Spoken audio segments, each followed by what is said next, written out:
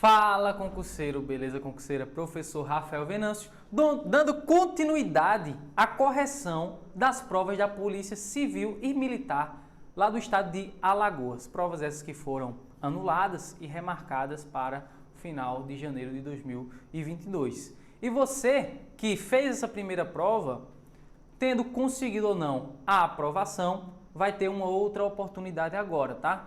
Logo, faremos a correção aqui de todas essas questões de direito constitucional que foram trabalhadas nessas três provas, né? De agente, investigador, escrivão e soldado da Polícia Militar, para você ir com tudo aí para essa segunda prova. Se você antes conseguiu a aprovação, sei que é uma situação chata, né?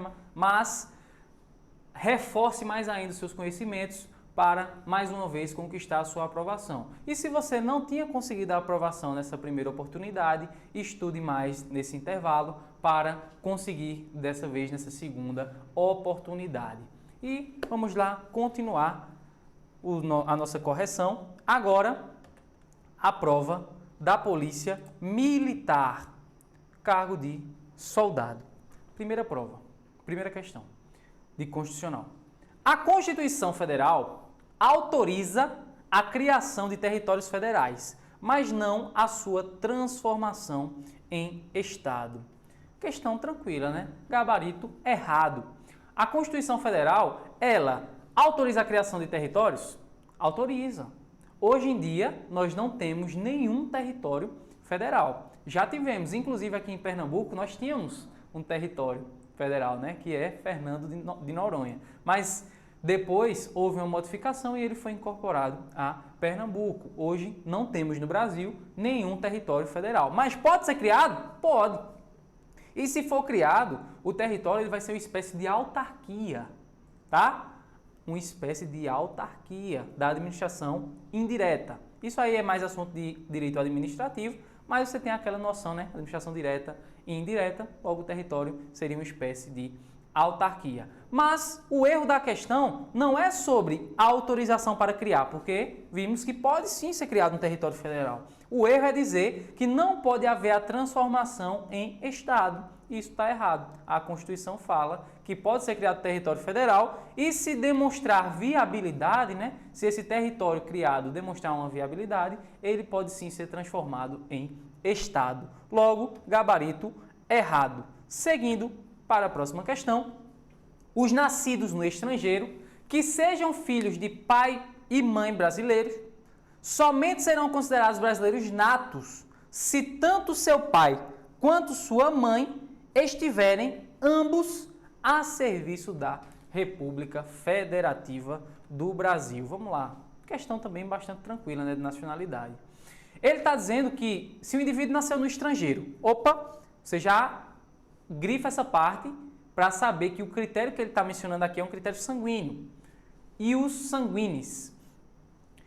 Nesse caso, pai brasileiro e mãe brasileira. Tá, não precisava nem ser os dois. Mas a questão diz que é filho de pai brasileiro e mãe brasileira.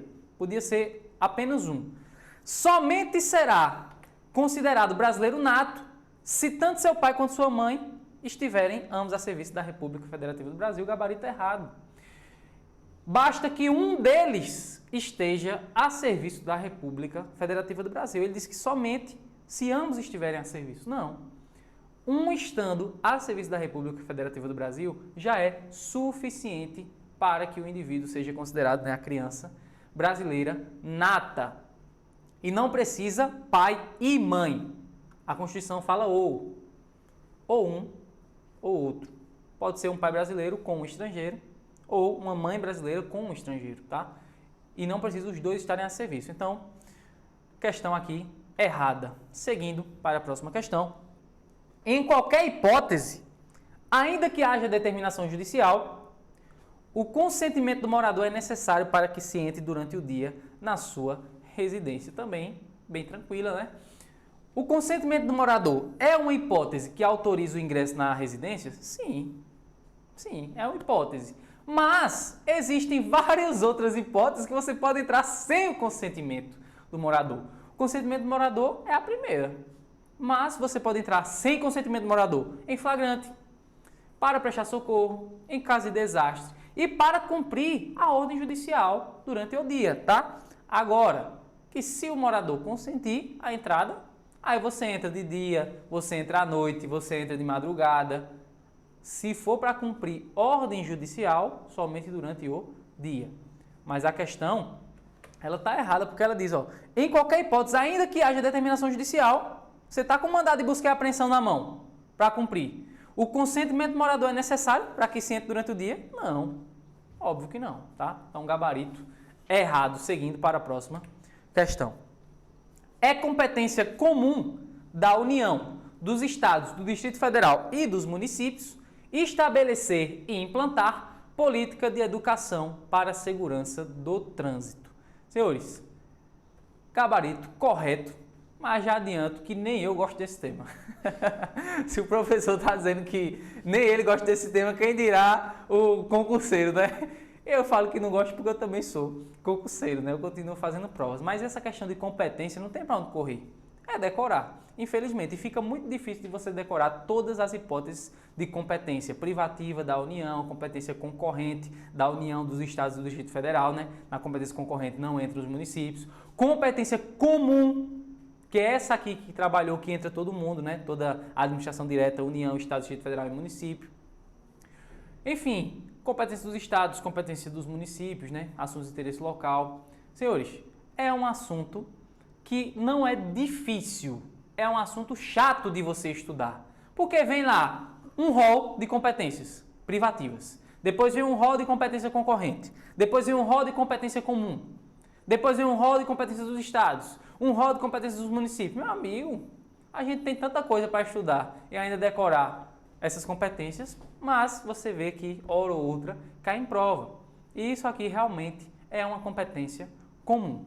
A gente sabe que tem alguns macetes, né? Capacete PM, pufeto e tal, mas não são macetes que dá para você pegar todas as competências. Dá para você pegar as principais, tá? Então, isso durante as aulas a gente trabalha, mas aqui é uma parte do estudo que vai muito de cada um. Não adianta você simplesmente assistir uma aula de competência e achar que vai acertar todas as questões de prova. Não, isso aqui exige um estudo mais castigante, de você ter que ler várias e várias vezes aí, incansáveis vezes, para decorar boa parte e não perder esse tipo de questão. A gente sabe que toda questão é importante no concurso. Então, gabarito correto. Gabarito correto. Voltando aqui. Seguindo para a próxima questão. Depende de autorização do poder público o direito à reunião. Já estava errado daqui, né? Vamos continuar lendo. Ainda que pacífica, sem armas, em locais abertos ao público. Senhores, questão bem tranquila, né? Questão errada. O direito de reunião independe de autorização do poder público.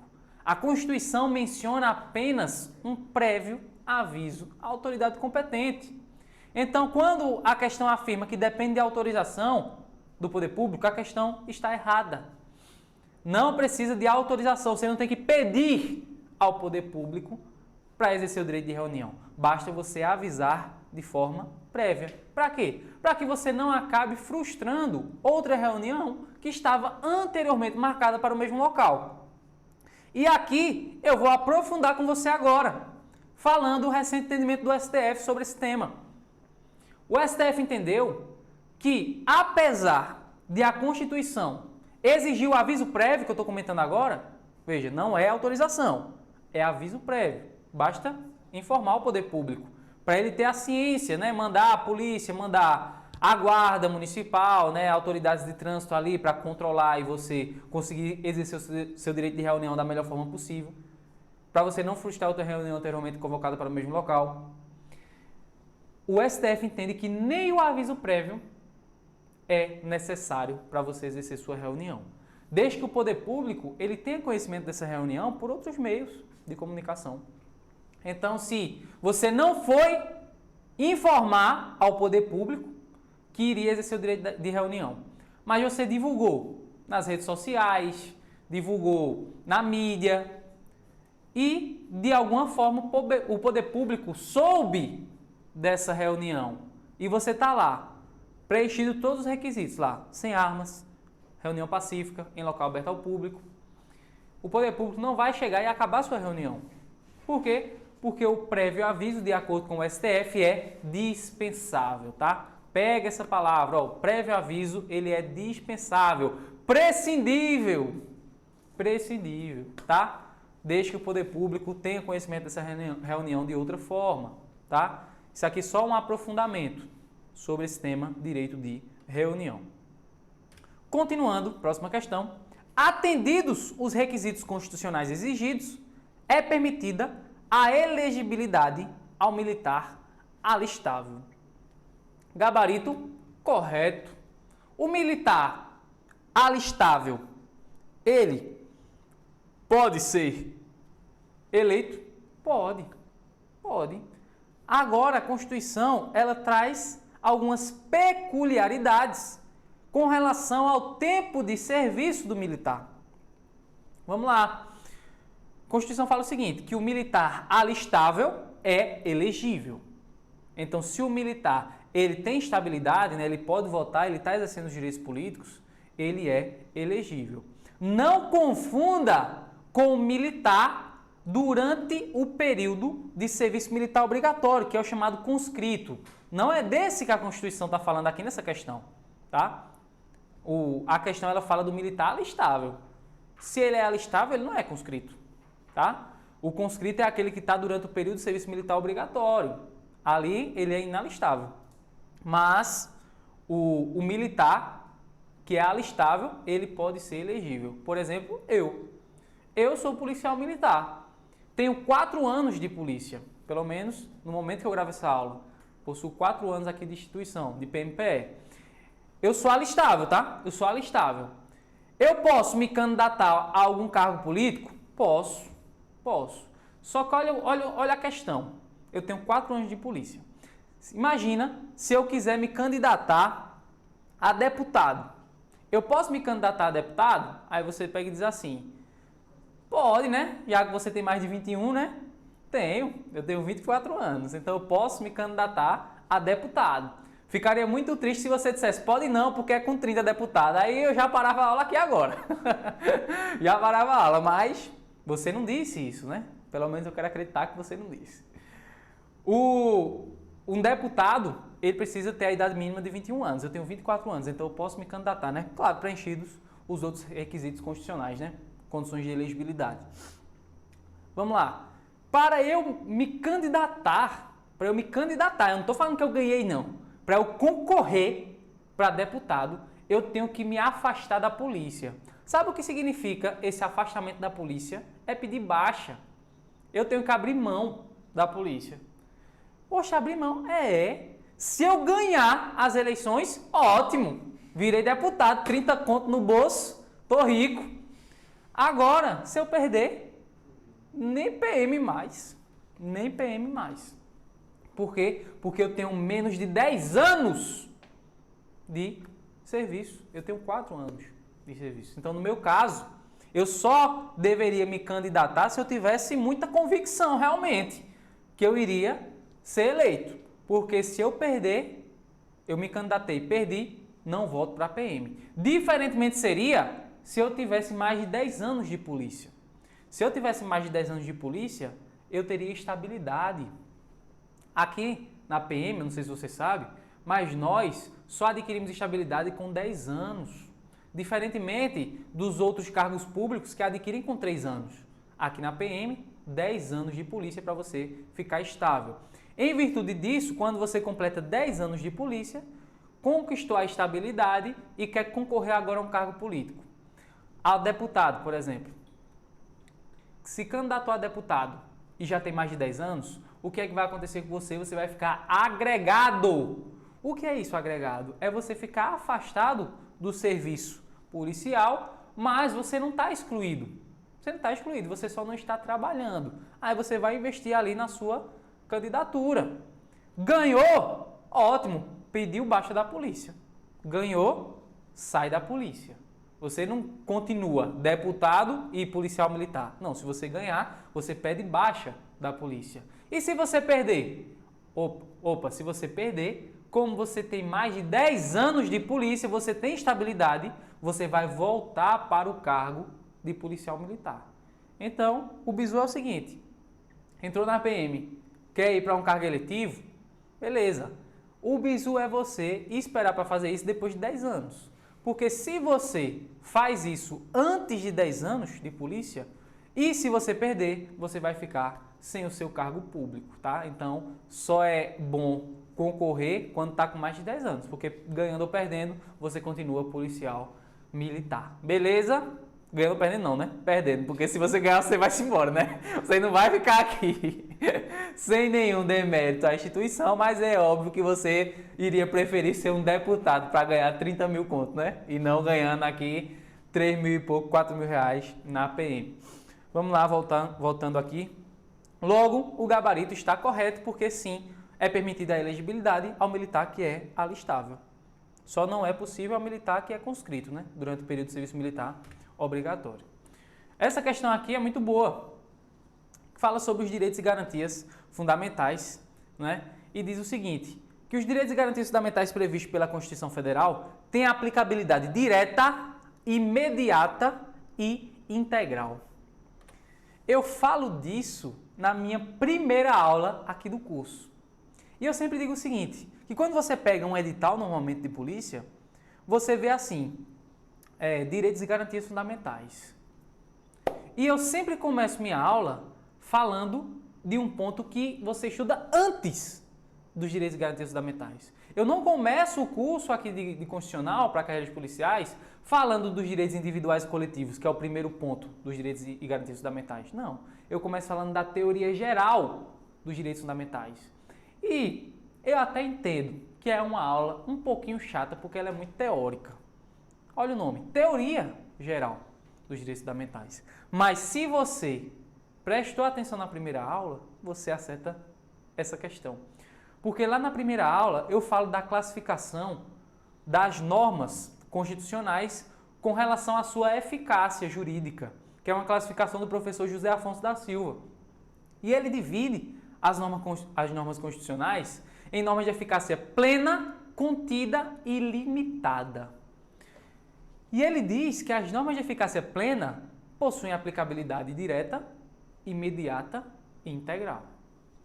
Ele diz que as normas de eficácia contida também possuem aplicabilidade direta, também possuem aplicabilidade imediata, mas ela se diferencia da plena porque ela é possivelmente não integral, já que pode haver uma restrição do direito, tanto pela norma constitucional, como também por uma norma infraconstitucional, como, por exemplo, a norma do artigo 5º, inciso 3, que fala da liberdade profissional. E ele fala também da norma de eficácia limitada, que ela é a mais diferente, pois a aplicabilidade dela é indireta, mediata e reduzida. Explicando isso, eu volto para a questão, que disse que os direitos e garantias fundamentais previstos na Constituição possuem aplicabilidade direta, imediata e integral. Resposta: errado. Por quê? Porque somente possui aplicabilidade direta, imediata e integral as normas de eficácia plena. E os direitos e garantias fundamentais não são todas normas de eficácia plena. Quando você pega o artigo 6º da Constituição, que traz os direitos sociais, eles são normas de eficácia limitada, normas programáticas. Então você não pode afirmar que os direitos e garantias fundamentais, de forma generalizada, possuem aplicabilidade direta, imediata e integral. Não, somente as normas de eficácia plena. Temos direitos e garantias fundamentais de eficácia plena? Temos vários, mas também temos vários de eficácia contida e temos vários de eficácia limitada. Então, como ele generalizou, o gabarito ficou errado. Seguindo para a próxima questão. Decisão do Conselho da República e do Conselho de Defesa Nacional que decretar o estado de sítio vinculará o presidente da República. Questão boa. Falando aqui sobre da defesa do Estado e das instituições democráticas, mais precisamente sobre o estado de sítio. Tanto no estado de sítio quanto no estado de defesa, né, que é mais light que o estado de sítio, o presidente da República, que é a autoridade competente para decretar essas situações de calamidade, ele deve ouvir tanto o Conselho da República quanto o Conselho da Defesa, né? Conselho de Defesa Nacional. Porém, o parecer deles é um parecer meramente opinativo. não é um parecer vinculante. O presidente da República vai convocar os conselhos e vai ouvir. Imagina que o Conselho de Defesa Nacional disse que não era interessante decretar o estado de sítio. E aí? O presidente da República pode decretar mesmo assim? Pode.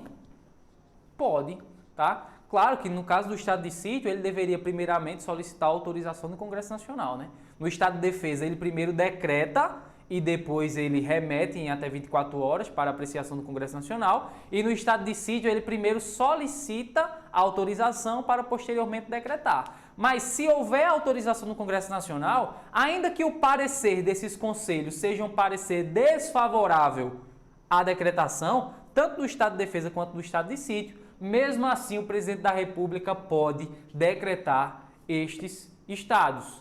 Por quê? Porque o parecer dos conselhos é um parecer opinativo. Ele só vai dar opinião, não é parecer vinculante. Não vincula o presidente da República. Beleza? Então, gabarito errado, porque não vincula o presidente da República. O parecer é opinativo. Seguindo, os cargos públicos somente são acessíveis aos brasileiros que cumpram os requisitos legais, sendo vedada a investidura por estrangeiros. Gabarito errado.